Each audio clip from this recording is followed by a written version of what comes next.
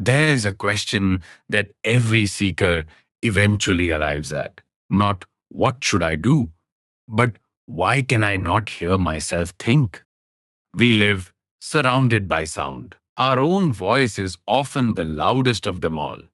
We explain, we argue, we comment, we fill every pause as though silence were an emergency. And yet, across every tradition of spiritual practice, in every century, on every continent, the instruction is the same. If you wish to go deep, first become quiet. Silence is not the absence of something. Silence is a presence. It is the doorway through which the inner world becomes visible. And in the next few minutes, we are going to walk through that doorway together. Consider a river in flood. The surface is broken, restless, throwing up waves in every direction. Stand on the bank and try to see the riverbed. You cannot.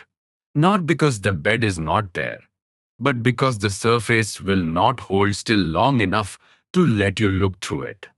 The mind of a person who talks constantly is that river in flood. All the capacity, all the insight, all the quiet strength that lives within is still there, but it cannot be seen through the churn. The person becomes a stranger to their own depths.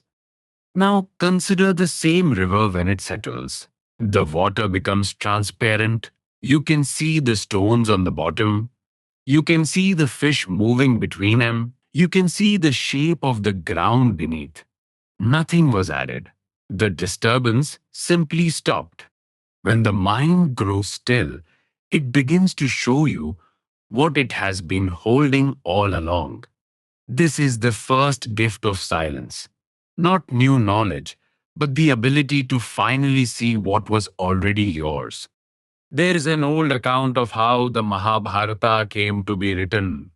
Rishi Vyas composed the entire epic aloud, without stopping, and beside him sat Lord Ganesha, writing every word down, from the first line to the last, without once interrupting.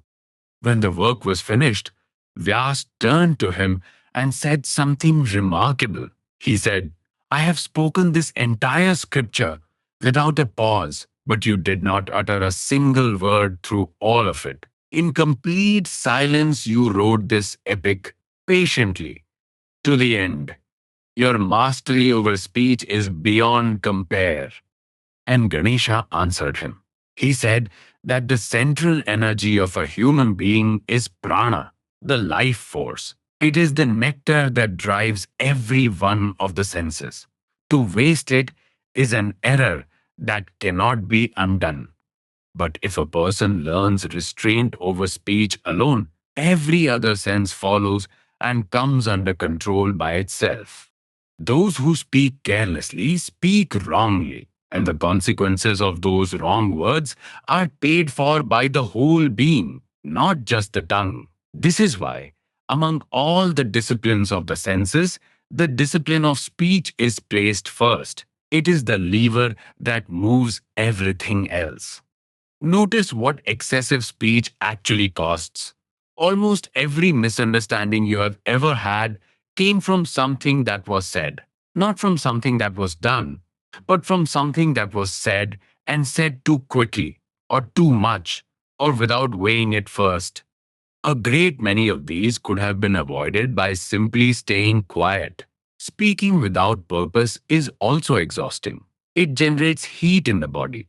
It drains reserves that were meant for other work.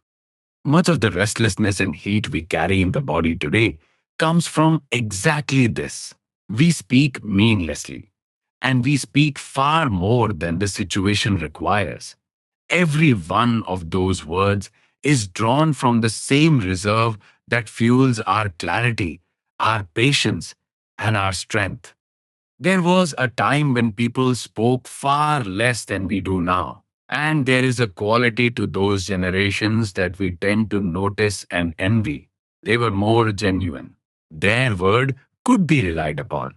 They said what they actually felt and believed because They were not producing speech continuously to fill space. Every serious spiritual practitioner keeps some period of silence in the daily schedule. During that period, they do more than stop speaking. They quiet the mind as well and close it to the pull of everything happening outside. Most of us cannot follow a discipline that strict. Our lives will not allow it. But there is a version of this practice that fits inside an ordinary life. It is this: speak only what is necessary, and in all the other moments, let the mind rest. Begin by simply listening to yourself. If you pay attention to your own conversation for a single day, you will notice how many of your words are carrying nothing at all. Then add one pause. Before you speak, ask two questions. Is it necessary to say this? And if it is, can I say it in fewer words? That is the entire practice. It looks almost too small to matter, but repeated over weeks, this pause begins to conserve the energy of the body and the mind, and what is conserved starts to accumulate. Look at who has practiced this. And the list is startling: Mahavir, Buddha, Christ, Moses, Zoroaster. Every one of them built their spiritual strength in silence and solitude. Not one of them arrived at their realization in the middle of a conversation. When Buddha set out in search of truth, he took up discipline after discipline and did not find it. It was only when he immersed himself completely in silence that he found what he was looking for. And later, when his disciples asked him to describe the nature of God, he answered them with silence itself. Gandhi kept this practice with great seriousness. He described silence as a form of worship, and it gave him a contentment he found nowhere else. In his ashram, Monday was observed as a day of silence, and everyone living there kept it. He said that speaking is an art, but staying silent is the greater art. And he offered one rule that is worth carrying with you. If one word will do not speak two.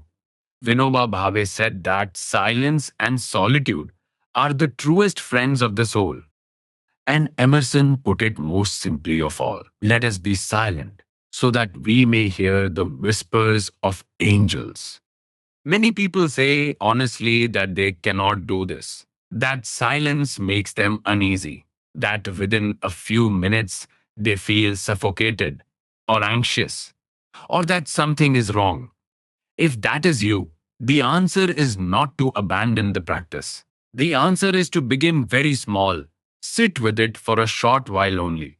This discomfort is not a sign that silence is not for you. It is a sign of how unfamiliar you have become with your own company. And the returns arrive quickly. Heated arguments stop before they begin. Small matters stay small instead of expanding into something that damages a relationship. Resentment between people loses the fuel it was feeding on. A steady, unhurried peace begins to settle over ordinary days. And beyond all of that, a door opens. Through silence, you enter the field of genuine spiritual discipline, and the mysteries that were close to you start to become approachable. Silence steadies us, it focuses us, it protects the power of our speech by keeping us from spending it carelessly. When you have serious work to do, you already know this instinctively. You look for a quiet place where nobody will disturb you because you understand that depth requires stillness. The spiritual journey begins the same way. It begins in silence, it advances through silence, and the deepest parts of life are reached in no other way. When we are silent, we turn inward and come closest to who we actually are. When we speak, we turn outward. In silence, we finally get to hold a conversation with our own self. Silence is the answer to a great many of the questions we carry. And there is only one way to reach those answers. We must learn to observe silence.